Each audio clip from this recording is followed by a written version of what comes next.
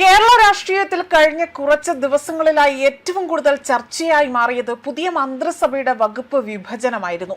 ആർക്കെല്ലാം പ്രധാന വകുപ്പുകൾ ലഭിക്കും, ആരൊക്കെയാണ് അതിൽ അതൃപ്തർ എന്നിങ്ങനെ തന്നെ നിരവധി അഭ്യൂഹങ്ങൾ രാഷ്ട്രീയ ചർച്ചകൾക്ക് വഴിവെച്ചിരുന്നു. എന്നാൽ ഇപ്പോൾ ചർച്ചയാകുന്നത് മറ്റൊരു കാര്യമാണ്. മന്ത്രിമാരുടെ ഔദ്യോഗിക വസതിയുടെ വിഭജനത്തെ പറ്റിയാണ്. മുഖ്യമന്ത്രി വി.ഡി. സതീശന്റെ നേതൃത്വത്തിലുള്ള പുതിയ മന്ത്രിസഭയിൽ മന്ത്രിമാർക്ക് ഔദ്യോഗിക വസതികൾ അനുവദിച്ചതോടുകൂടി തന്നെ ഇപ്പോൾ ഇതും രാഷ്ട്രീയ രംഗത്ത് വലിയ ചർച്ചയായി മാറിയിരിക്കുകയാണ്. കാരണം ചെന്നിത്തലയുടെ ആഗ്രഹം പോലെ തന്നെ ക്ലിഫ് ഹൗസിന് തൊട്ടടുത്തുള്ള പമ്പ ഔദ്യോഗിക വസതിയാണ് അദ്ദേഹത്തിന് നൽകിയിരിക്കുന്നത്. അദ്ദേഹം നേരത്തെ തന്നെ ഈ വസതി ലഭ്യമാകണമെന്ന ഒരു ആവശ്യം മുന്നോട്ട് വെച്ചിരുന്നു. ഏറ്റവും കൂടുതൽ ശ്രദ്ധ നേടിയത് ആഭ്യന്തരമന്ത്രി രമേശ് ചെന്നിത്തല അദ്ദേഹത്തിന് അനുവദിച്ച് നൽകിയ പമ്പ എന്ന വസതി തന്നെയാണ്. മുഖ്യമന്ത്രിയുടെ ഔദ്യോഗിക വസതിയായ ക്ലിഫ് ഹൗസിന് തൊട്ടടുത്തുള്ള ഈ മന്ദിരം കഴിഞ്ഞ സർക്കാരിൽ മന്ത്രി PA മുഹമ്മദ് റിയാസ് താമസിച്ചതായിരുന്നു. ഈ വസതി തന്നെ തനിക്ക് വേണമെന്ന ആവശ്യം അദ്ദേഹം അവിടെ മുന്നോട്ട് വെച്ചതായിട്ടുള്ള റിപ്പോർട്ടുകൾ പുറത്തു വന്നിട്ടുണ്ട്. ഒടുവിൽ അദ്ദേഹത്തിന്റെ ആവശ്യം അംഗീകരിക്കപ്പെട്ടതോടുകൂടിയാണ് പമ്പ വീണ്ടും രാഷ്ട്രീയ ചർച്ചകളിൽ ഇടം പിടിക്കുന്നത്.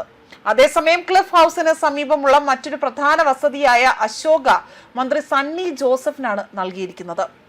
മറ്റു മന്ത്രിമാർക്കും വിവിധ ഔദ്യോഗിക വസതികൾ അനുവദിച്ചിട്ടുണ്ട്. ആ വസതികളുടെ പേരും അല്ലെങ്കിൽ അവരുടെ മന്ത്രിമാരുടെ പേരുകളും വസതിയുടെ പേരുകളും ഇങ്ങനെയാണ്.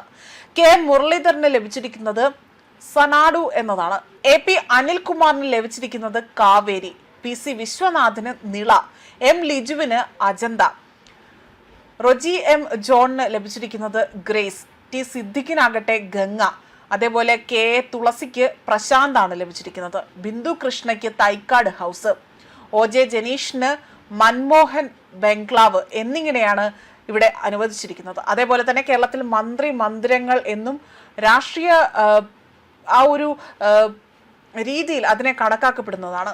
മന്ത്രിയുടെ വസതിക്ക് സമീപമുള്ള വീടുകൾക്ക് പ്രത്യേക രാഷ്ട്രീയ പ്രാധാന്യമുണ്ട് എന്ന വിലയിരുത്തൽ പോലും പലപ്പോഴും ഉയരാറുണ്ട്.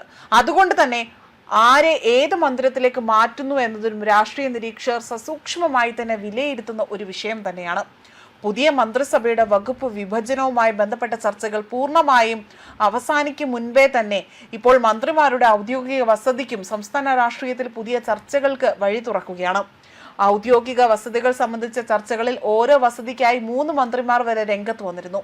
നിള, സനാഡു, ഗ്രേസ് എന്നീ മന്ത്രിങ്ങൾക്കായി തന്നെ നിരവധി പേർ രംഗത്തുണ്ടായിരുന്നു. ചർച്ചകൾക്കൊടുവിൽ മുഖ്യമന്ത്രിയുടെ ഓഫീസിൽ നിന്നുമാണ് പുതിയ അന്തിമമായ ഒരു പട്ടിക തയ്യാറാക്കി ഉത്തരവ് പുറത്തിറക്കിയത്. അതേസമയം മുൻ മന്ത്രിമാർ താമസമൊഴിഞ്ഞ കെട്ടിടങ്ങളിലെല്ലാം തന്നെ അറ്റകുറ്റപ്പണി വേണമെന്നതാണ് പൊതുമരാമത്ത് വകുപ്പ് പറയുന്നത്. അതിനായി തന്നെ തയ്യാറാക്കി നൽകിയ എസ്റ്റിമേറ്റ് അംഗീകരിച്ചുകൊണ്ട് ഉത്തരവും ഇറങ്ങിക്കഴിഞ്ഞിരിക്കുന്നു. 3.96 കോടിയാണ് അറ്റകുറ്റപ്പണിക്കായി തന്നെ ചിലവഴിക്കുന്നത്. 135.64 ലക്ഷം രൂപ ക്ലിഫ് ഹൗസ് അറ്റകുറ്റപ്പണിക്കായി തന്നെ ഇതിൽ ഉൾപ്പെടുന്നു എന്നതാണ് വിവരം. സാമ്പത്തിക പരാധീനതകൾ ഉള്ളതിനാൽ തന്നെ മോടി പിടിപ്പിക്കൽ ഒന്നും തന്നെ വേണ്ട എന്നതായിരുന്നു മുഖ്യമന്ത്രി പറഞ്ഞത്. എന്നാൽ മോടി പിടിപ്പിക്കാതെ താമസിക്കാൻ കഴിയില്ല എന്നതാണ് പൊതുമരാമത്ത് സെക്രട്ടറി സർക്കാരിനെ അറിയിച്ചിരിക്കുന്നത്. ആയതിനാൽ തന്നെ ഇപ്പോൾ അറ്റകുറ്റപ്പണി ആരംഭിച്ചു കഴിഞ്ഞിരിക്കുന്നു എന്നതാണ് മറ്റൊരു സൂചന അല്ലെങ്കിൽ മറ്റൊരു റിപ്പോർട്ടായി തന്നെ പുറത്തു വന്നിരിക്കുന്നത്. ന്യൂസ് ഡെസ്ക് കർമ്മ ന്യൂസ്.